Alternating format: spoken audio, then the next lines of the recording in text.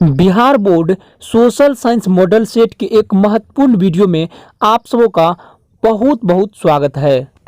आज एक बार फिर से हम लोग मैट्रिक परीक्षा में सोशल साइंस से बार बार पूछे जाने वाले ज्योग्राफी के 48 ऑब्जेक्टिव क्वेश्चंस को पूरे ध्यान से पढ़ेंगे।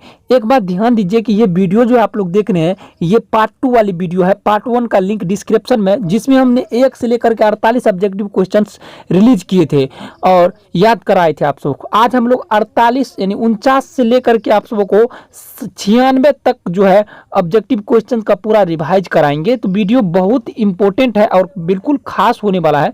इसमें आपको पूरा याद ही कराते जाएंगे।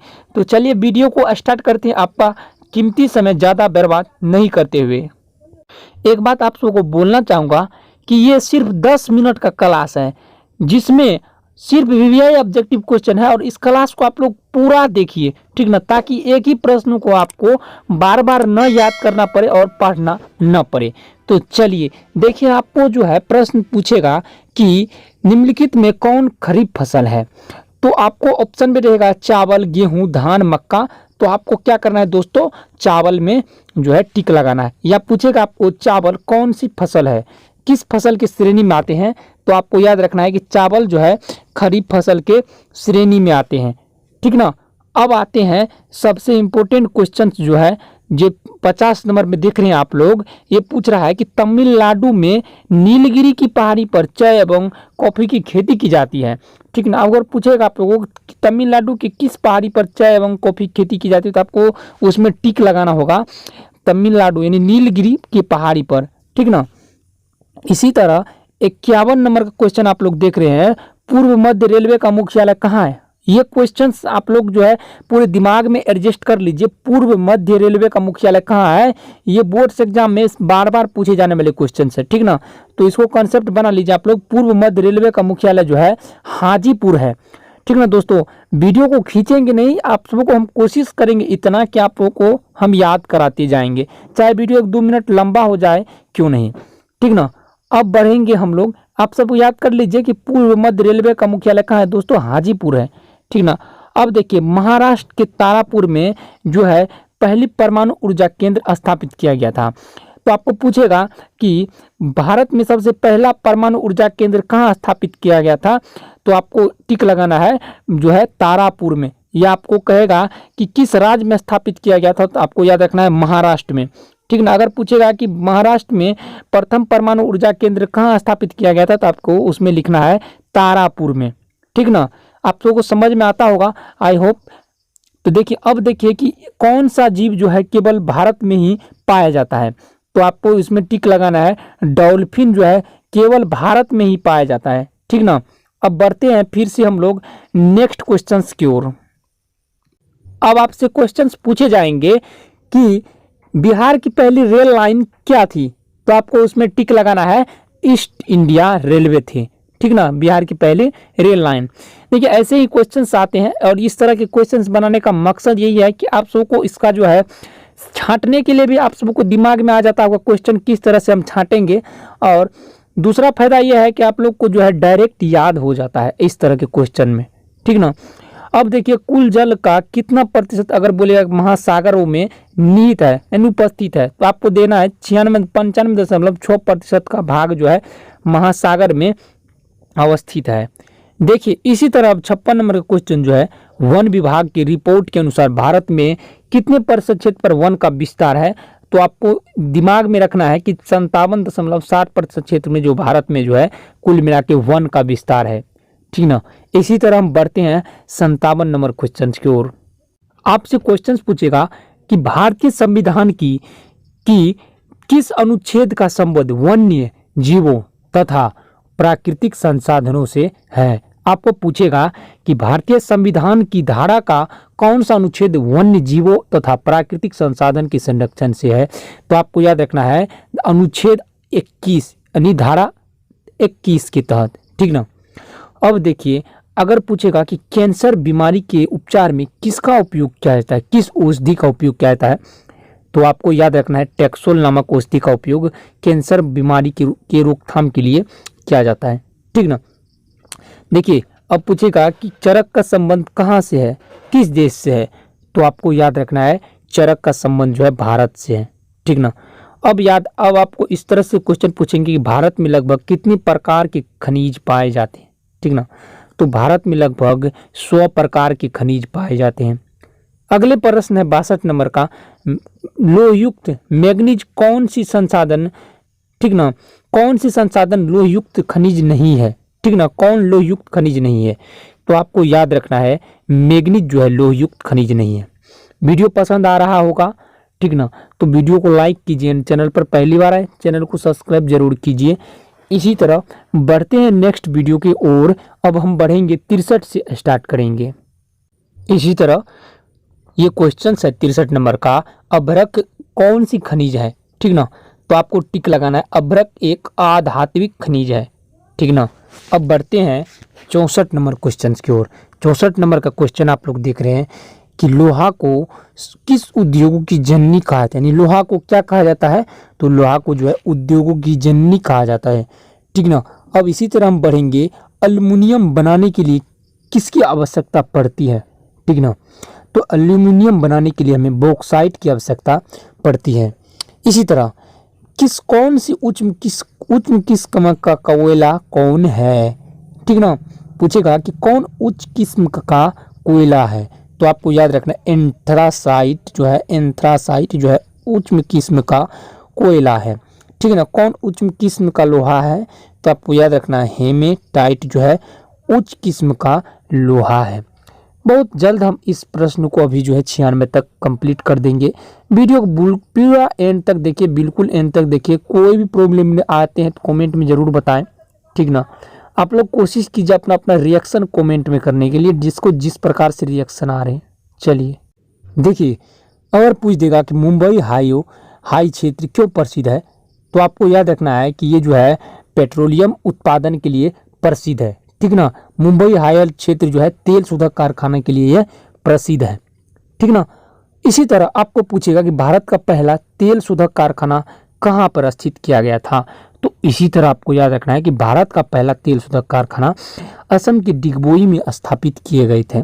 अब देखिए, दक्षिण भारत की सबसे बड़ी नदी घाटी परियोजना कौन है, तो आपको याद रखना है कि दक्षिण भारत की सबसे बड़ी नदी घाटी परियोजना को तुंगभद्रा परियोजना के नाम से जाने जाते हैं। इसी तरह मुंबई में पहला आधुनिक सूती मिल स्थापित किया गया था, तो आपको याद रखना है कि मुंबई में सबसे पहला आधुनिक सूती मिल जो है 1854 ईस्वी में स्थापित किया गया था। इसी तरह बढ़ते हैं एक महत्वपूर्ण ऑब्जेक्टिव की ओर। कह रहा है भोपाल त्रासदी में मिसाइल आइसोसाइनाइट गैस का रिसाव कब हुआ था, ठीक ना, तो ये हुआ था 1984 ईस्वी में। इसी तरह हम लोग 73 से बढ़ेंगे आगे 73 नंबर क्वेश्चन की ओर। टेलीग्राम का लिंक डिस्क्रिप्शन में, सभी ज्वाइन कर लीजिए ताकि आपको इसी तरह की रिएक्शन वाली वीडियो रोज मिलता रहेगा। चलिए अब बढ़ते हैं 73 नंबर क्वेश्चन की ओर। आपसे क्वेश्चंस पूछे जाएंगे बोर्ड्स एग्जाम में कि बिहार में सबसे प्रमुख राष्ट्रीय राजमार्ग जो है 2 है, इसे किस नाम से प्रसिद्ध है, तो आपको याद रखना है कि शेरशाह सूरी के नाम से प्रसिद्ध है। इसी तरह 74 नंबर क्वेश्चन में बोल रहा है, आपसे से पूछेगा कि भारत को जो है कुल कितने डाक क्षेत्र में बांटा गया है, तो याद रखना है कि भारत को कुल 8 डाक क्षेत्रों में बांटा गया है।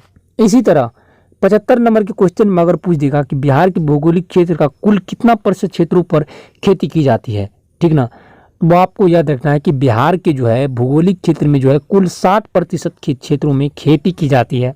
इसी तरह बिहार के किस जिला में कांच का उद्योग है, ठीक ना, तो आपको याद रखना है कि बिहार के हाजीपुर जिला में जो है कांच का उद्योग है। इसी तरह अशोक पेपर मिल किस जिला में अवस्थित है, याद रखना है आपको अशोक पेपर मिल जो है समस्तीपुर जिला में स्थित है। देखिए समय बहुत अभी आपसे कम चले गए हैं, समय बहुत टॉप पे चले गए, इसलिए आप लोग वीडियो को जो भी देखते हैं पूरे एंड तक देखें ताकि बार बार आपको ये प्रश्न को दोहरा के याद नहीं करना पड़े, ठीक ना। थोड़ा देख भी लीजिएगा तो कॉन्सेप्ट सही रहेगा। इसी तरह हम लोग 78 नंबर के प्रश्न से आगे बढ़ते हैं पूरे बेसिक से। देखिए पूछ रहा है कि बिहार में रेल परिवहन का शुभारंभ किस ईस्वी में हुआ था, ठीक ना, तो याद रखना है कि आपको कि बिहार में रेल परिवहन का शुभारंभ 1860 ईस्वी में किया गया था। इसी तरह 79 नंबर का क्वेश्चन जो है बोर्ड से एग्जाम में महत्वपूर्ण स्थान अपना ले लिया है।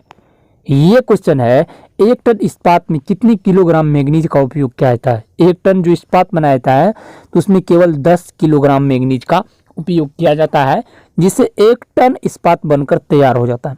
देखिए एनजीओ वानी की रिपोर्ट 1948 के अनुसार विश्व में जो कितने करोड़ हेक्टेयर भूमि पर वन का विस्तार था। तो आपको पता है एनजीओ वानी की रिपोर्ट 1948 के अनुसार विश्व में जो है 400 करोड़ हेक्टेयर भूमि पर जो है वन का विस्तार था। इसी तरह आपको नेक्स्ट प्रश्न बता रहे हैं हम, भारतीय अंतर्राष्ट्रीय जलमार्ग प्राधिकरण का गठन किस ईस्वी में किया गया था। ये इंपॉर्टेंट क्वेश्चन है, ये बोर्ड से एग्जाम में पूछे जाने वाले प्रश्न है। इसी तरह भारतीय अंतर्राष्ट्रीय जलमार्ग प्राधिकरण का गठन 1986 ईस्वी में किया गया था। इसी तरह नेक्स्ट क्वेश्चन आते हैं, 2001 की जनगणना के अनुसार बिहार की नगरीय आबादी कितना था। तो आपको याद रखना है 10.5% था, ठीक ना। 2001 की जनगणना के अनुसार बिहार की नगरीय आबादी 10.5% था। इसी तरह आप पूछेगा आपको कि भारत का वित्तीय राजधानी किस शहर को कहा जाता है। इंपोर्टेंट में अपना स्थान ले लिया है ये शुरू से ही ये क्वेश्चन। तो भारत का वित्तीय राजधानी मुंबई शहर को कहा जाता है। इसी तरह बढ़ते हैं आप 84 नंबर क्वेश्चन से। इसी तरह हम आपदा प्रबंध की कुछ प्रमुख क्वेश्चंस की ओर बढ़ गए हैं। देखिए कि नदियों में बाढ़ आने का प्रमुख कारण क्या है। तो आपको याद रखना है कि नदी में जो बाढ़ आते हैं वो वर्षा की अधिकता के कारण नदी में बाढ़ आते हैं। इसी तरह हम बढ़ते हैं 85 नंबर क्वेश्चन को। भूकंप संभावित क्षेत्रों में भवनों की आकृति कैसी होना चाहिए, ऐसी आयताकार होनी चाहिए। इसी तरह हम बढ़ेंगे आप सबको 86 नंबर क्वेश्चन की ओर। भारत के राजस्थान राज्य में किस ऊर्जा का विकास सर्वाधिक संभावनाएं हुआ है। याद रखना है भारत के राजस्थान में सौर ऊर्जा का विकास सर्वाधिक संभावनाएं है, ठीक ना। ये इंपॉर्टेंट एक क्वेश्चन आप सबको और हम शेयर कर दूं कि बिहार की सीमा में रेल मार्ग की कुल लंबाई कितने किलोमीटर तक है।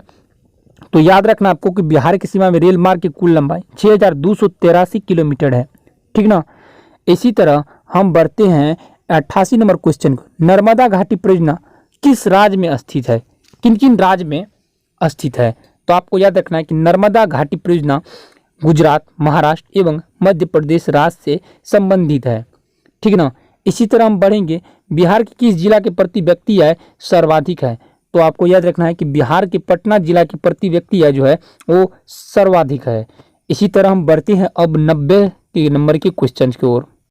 इसी तरह 90 नंबर का क्वेश्चन है, भूकंप के ऊर्ध्वाधर पृथ्वी पर स्थित केंद्र को क्या कहा जाता है। तो आपको याद रखना है कि भूकंप के ऊर्ध्वाधर पृथ्वी पर स्थित केंद्र को अधिकेंद्र कहा जाता है। इसी तरह बढ़ते हैं नेक्स्ट क्वेश्चन को। अब बोलते हैं संसाधन होते नहीं संसाधन बनते हैं, यह उक्ति किसकी है। तो आपको याद रखना है कि यह जिम्मरमैन की है, ठीक ना। पित्तल बनाया जाता है टंबा और जस्ता के मिश्रण से, आपको याद रखना है। देखिए नेपानगर प्रसिद्ध है, तो आपको याद रखना है कि नेपानगर जो है अखबारी कागज के लिए प्रसिद्ध है। इसी तरह पटना गोलघर किसके लिए प्रसिद्ध था और बनाया गया था। तो आपको याद रखना है अनाज भंडारण के लिए। इसी तरह बढ़ते हैं अब 2 क्वेश्चन और आप सबको बताते हैं। तब तक में आप लोग चैनल को सब्सक्राइब कीजिए, साथ ही दोस्तों के पास वीडियो को शेयर भी कीजिए। चलिए, भारत का सबसे बड़ा बंदरगाह कहाँ स्थित है। तो आपको याद रखना है कि भारत का सबसे बड़ा बंदरगाह मुंबई में स्थित है, ठीक ना। देखते देखते हम लोग जो है अभी आपदा प्रबंध में जो है पहुंच चुके हैं। तो आपदा प्रबंध से आशा करता हूं आप सबको 2 क्वेश्चन जरूर बता रहे हैं अभी। और आप लोग एक बात ध्यान में रख लीजिए कि जो है आप लोग को जो है हम जो है अगली वीडियो में जो है आपदा प्रबंध के बारे में एक अलग से वीडियो बना रहे हैं। तो बाढ़ एक जो है प्राकृतिक आपदा है, आप लोग समझ लीजिए। बाढ़ से फसलों, भवनों, पशुओं की को भी हानि होती है, ठीक ना।